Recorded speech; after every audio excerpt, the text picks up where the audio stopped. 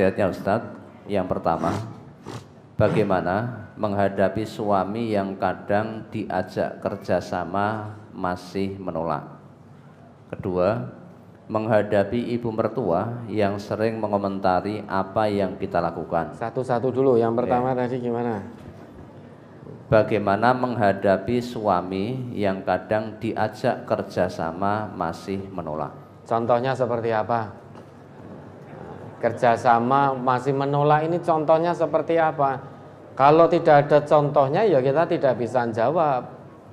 Yang kita tahu suami istri itu kalau dia muslim dan muslimah betul, iman betul kepada Allah, maka masing-masing harus menjalankan kewajibannya.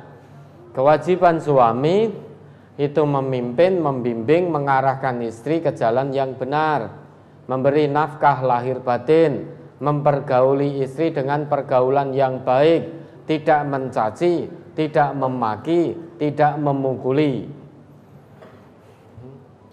Kalau melihat sesuatu yang tidak menyenangkan pada istri, tidak mencaci, tidak memungkuli, tetapi memaafkan, kemudian memberikan nasihat-nasihatnya, sehingga istri tetap tidak akan bengkok. Karena biar bagaimanapun istri itu tercipta dari tulang rusuk yang bengkok. Kalau kita ingin meluruskan tulang rusuk yang bengkok itu dengan cara kasar, maka kita akan mematahkan tulang rusuk itu. Fa'in dhahabta kasartahu. Jika kamu hendak memutuskan, hendak meluruskan tulang rusuk yang bengkok dengan kekerasan, kasar tahu, kamu akan mematahkan, tidak jadi lurus, namun akan patah, ceklek. Suami kok mencaci maki istri, mukuli istri, pingine biar istrinya lurus, yang terjadi tidak lurus, yang ada ceklek, ya, ceklek. Dan cekleknya itu ditandai dengan perceraian, wa kasruha tolakuha. Patahnya itu dengan perceraian. Tidak mungkin ada istri dipukuli kok manut jadi lurus, tidak mungkin. Manut karena takut dengan suami. Yang ada tidak suwe, nggak lama istri minta cerai. Itu patahnya di situ. Kalau ada suami mencaci, memaki, memukuli, pengennya istrinya lurus, yang ada tulang rusuk bengkok tadi menjadi patah. Namun jika kita biarkan, fa'in taraktahu lam yazal a'waja. Jika kita biarkan, maka tetap bengkok. Maka kewajiban suami membimbing, mengarahkan, menasihati istri ke jalan yang benar, melindungi, mengayomi, menyintai, mempergauli istri dengan pergaulan yang baik, memberi nafkah lahir batin. Kalau ada hal yang tidak disuka pada diri istrinya, maka kewajiban suami bukan mencaci, bukan memukuli, namun memberi nasihat, mengarahkan. Kewajiban istri itu kalau dilihat suami menyenangkan. Nah, ini yang ada kebalikannya. Ada seorang istri kalau dilihat suami orang tampak menyenangkan karena dandan menor, pakaiannya dipilih sing paling bagus karena mau keluar pakai minyak wangi, wangine sehingga sudah 1 kilo masih tertinggal di belakang. Mak breng, wah enek peri lewat. Sehingga menarik suami-suami orang lain. Ya toh, kalau mau pergi saja sudah bingung. Lama ada wanita yang seperti itu. Dandane ora mung 5 menit 10 menit, sak jam 2 jam ra rampung. Di depan cermin meripat ra ngopo-ngopo, dingenek-ngenekke, dikasih itu apa namanya itu. Ini loh, bulu mata palsu ini apa jenenge ini? Namanya apa ibu-ibu? Eyeliner atau apa itu? Pakai ini Orang ngopo-ngopo sehingga dijadikan koyo ini sampai terlalu jelentik sampai gaduk karo alise.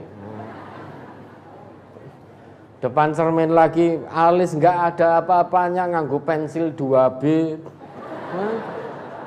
Direng-ireng ke sampai sini. Kita pakai pensil 2B itu loh. Terus habis itu dandan pupuran 2 kilo kandele kan. Habis itu lipstiknya kira-kira yang mana ya? Sing warnanya merah atau merah banget, atau agak merah, atau pink, atau biru, atau hitam. Dicocoknya dengan warna bajunya. Oh, warna bajunya pink, pakai pink. Wes ngono, milih tasnya masih lama. Tanya suaminya, baju tasnya kira-kira warna nopo nggih, Mas? Warna pink, bagus mboten? Apik. Ini warna merah patut boten? Apik. Warna biru muda patut boten? Wah, cantik. Malah marah. Jenengan pripun toh kok plin-plan? Loh, malah suaminya dimarahi. Kok plin-plan wong ditanya kok mboten jawab. Loh, padahal dijawab semua tadi pertanyaannya. Warna pink bagus boten? Bagus, cocok. Merah cocok. Coklat cocok. Malah bingung sendiri. Yang diajukan warna pink, merah, atau coklat, keluar pakai warna biru. Keluar pakai warna biru. Suaminya melihat senyum-senyum suaminya. Dalam hati suami iki tekone.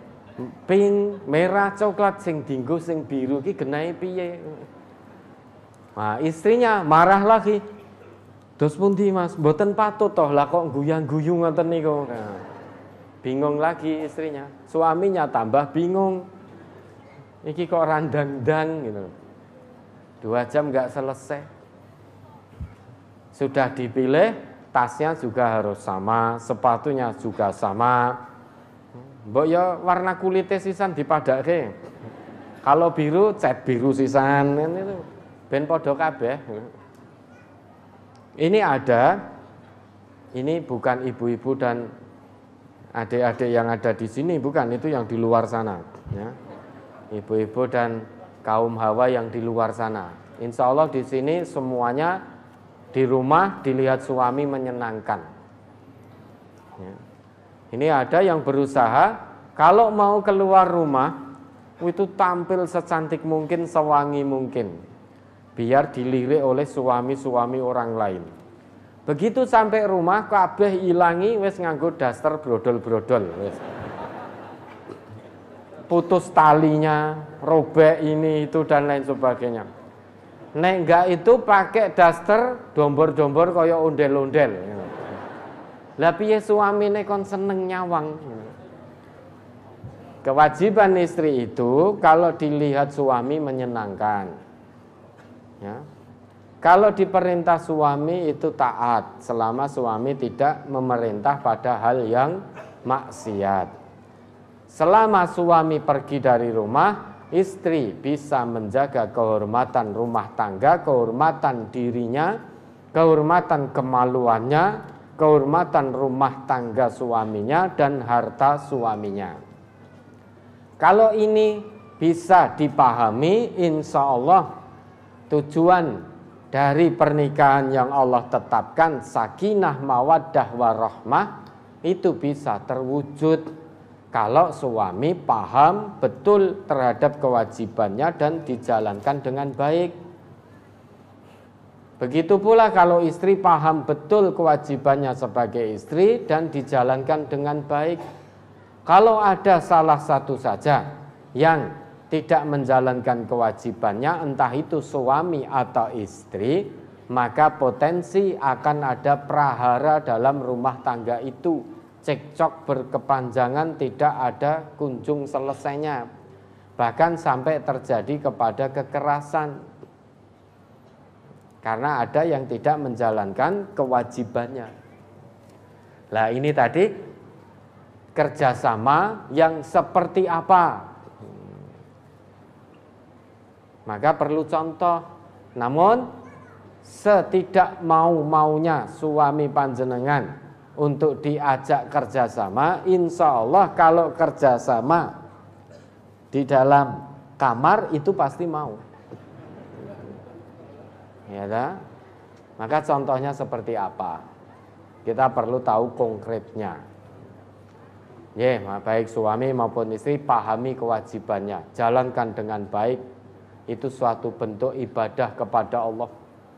Bahkan Nabi kita sampai ngendika, idza tazawwajal abdu, apabila ada seorang hamba itu menikah, faqad kammala nisfaddin, maka sungguh dia telah menyempurnakan separuh dari agamanya.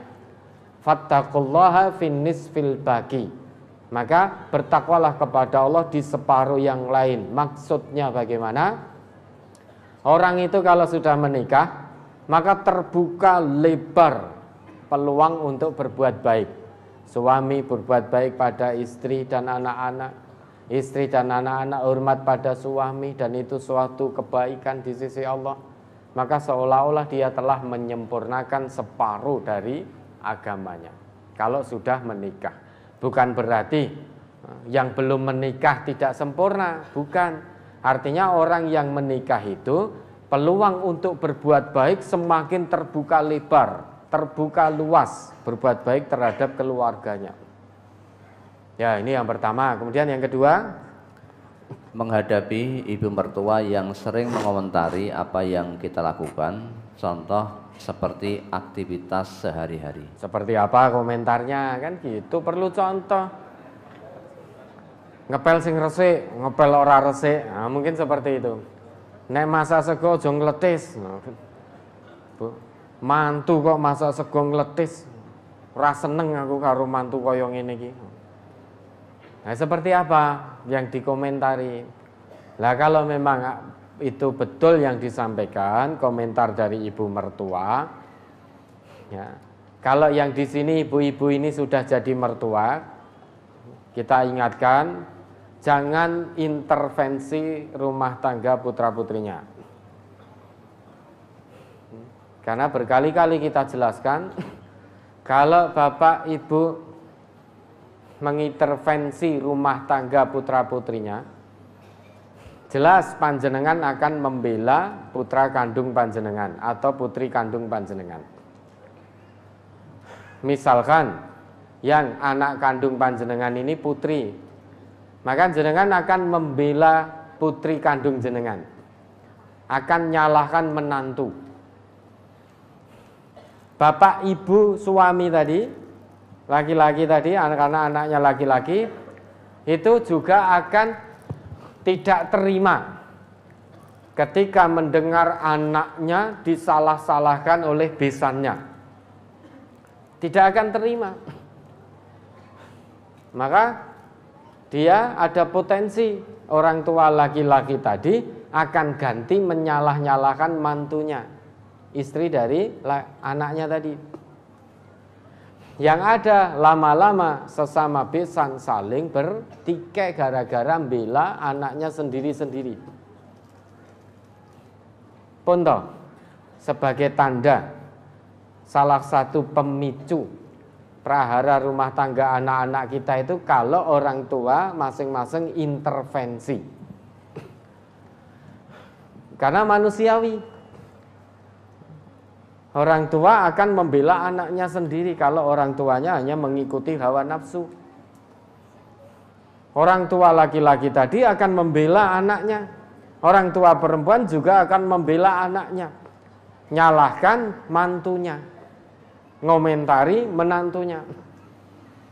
Maka bapak ibu yang sudah jadi mertua, anaknya sudah nikah, jangan sekali-kali mengintervensi rumah tangga anak-anaknya. Beri masukan boleh, tapi jangan intervensi. Arahkan anak-anaknya, ingatkan suami untuk, kalau anaknya sebagai suami, ingatkan kewajibannya untuk memimpin istri, membimbing istri, menyantuni istri, mengayomi istri, menyayangi, mengasihi istri. Kalau anaknya perempuan, ingatkan kewajibannya untuk taat suami selama tidak diajak maksiat, menghormati suami, menjaga kehormatan rumah tangganya, menjaga harta benda suami saat suami tidak di rumah. Kalau ada perselisihan antara anak-anaknya, cukup berikan nasihat, jangan diintervensi, jangan dikomentari, jangan nyalah-nyalahkan menantu. Ini yang pertama, sebagai orang tua, sebagai mertua. Yang kedua, sikap kita sebagai anak. Kalau ada mertua yang seperti itu, pertama sudah terima, khudil afwa wa'mur bil 'urfi wa'rid 'anil jahilin. Sudah terima, maafkan. Biar bagaimanapun itu mertua kita. Kita maafkan, kita doakan kepada Allah. Mudah-mudahan tidak seperti itu lagi. Sudah, jangan dimasukkan ke dalam hati komentar apapun dari mertua. Sudah, tidak ada salahnya jenengan sebagai menantu meski tidak salah tetap minta maaf pada mertua. Kemudian maafkan mertua. Jangan masukkan komentar-komentarnya ke dalam hati. Kemudian berusaha untuk akrab dengan mertua. Berusaha untuk akrab, menyantuni mertua dengan baik juga. Kalau ini suami, istrinya ingin berkunjung ke orang tuanya, ingin berbakti pada orang tuanya, kok dihalang-halangi, itu suami yang tidak baik pula. Suami yang egois. Karena seorang perempuan itu bukan berarti tidak punya kesempatan untuk berbakti kepada orang tua setelah menikah, bukan. Tetap punya kesempatan berbakti kepada kedua orang tua. Maka jangan sampai seorang perempuan dinikahi oleh seorang laki-laki kemudian menjadi menderita karena tidak bisa berbakti kepada orang tuanya. Orang tuanya juga menjadi menderita, terlantar karena tidak bisa bertemu dengan anaknya lagi. Maka para suami jangan egois. Ya, apapun komentar mertua tidak perlu dimasukkan ke dalam hati. Senyumi saja. Dan mohon maaf pada mertua. Oh nggih Bu, nggih Pak, pangapunten. Dah, dengan senyum saja, wis ora perlu ngoso. Insya Allah dengan begitu hati mertua akan lunak. Ya, yang terus ada lagi. Yang ketiga, bagaimana cara memberitahu suami agar mau pergi ke masjid? Saya sudah sering menasihati tapi belum mau. Husnudon saja. Mungkin yang dibutuhkan bukan hanya nasihat, namun contoh. Ya, begitu mendekati adzan atau mendengar adzan dari masjid, ibu langsung ajak suami, "Nggih Mas, jenengan imam saya, pemimpin saya. Masa makmumin ning masjid, imame ora ning masjid. Lah terus engko sing imami sapa?" Diajak bersama-sama ke masjid. Sehingga husnudonnya mungkin suami butuh contoh. Mungkin saja nek ning mangkat ning masjid sendirian itu kurang semangat, namun jika dengan istri jadi semangat. Sudah diajak suaminya, diberikan contoh. Ya, terus ada lagi. Yang keempat, mohon nasihatnya agar suami mau berhenti merokok. Benar kalau di rumah tidak pernah merokok, tapi saya kurang yakin bila suami sudah berhenti merokok. Suudon. Kalau di rumah tidak pernah melihat suami merokok, ya sudah, jangan suudon. Oh, ini mesti ning omah ngerokok ngantek, neges-neges. Jangan di luar masih ngerokok to Mas? Oh, ora. Tenane pun dibuktine. Lho, piye to iki? Tenane pun dibuktine no. Kalau di rumah tidak mengetahui, tidak melihat, ya jangan suudon. Kedepankan husnudon. Karena kalau jenengan suudon, diawali dengan suudon, maka akan ada keburukan lain yang akan jenengan lakukan. Apa itu? Tajassus. Awalnya suudon, iki ning jaba ketoke jek ngerokok. Sehingga jenengan suudon dan tajassus, mencari-cari kesalahan suami. Nanti di sana pasang orang, tolong ya suami saya diawasi. Di sana pasang orang, di ini tekon-tekon ke teman-teman kerjane. Apakah suami saya di tempat kerja masih ngerokok? Ndak, saya ndak pernah lihat. Tenane lho, aja ngapusi. Malah tambah keburukan lain, ra percaya meneh. Diawali dari suudzon. Kalau memang di rumah sudah tidak, ya sudah, husnudzon saja pada Allah. Orang rokok itu nek orang niat dari dalam hati. Mbok nganti kaya ngopo toh? Apa dikira bapak-bapak ini tidak ada yang merokok? Masih ada, delik-delik. Yang tertawa ini loh. Delik-delik. Kalau ibu-ibu tidak perso di rumah sudah tidak perso merokok, ya sudah, jangan dicari-cari. Ya sudah, jangan terlalu suudzon pada suami. Husnudzon saja. Ada lagi.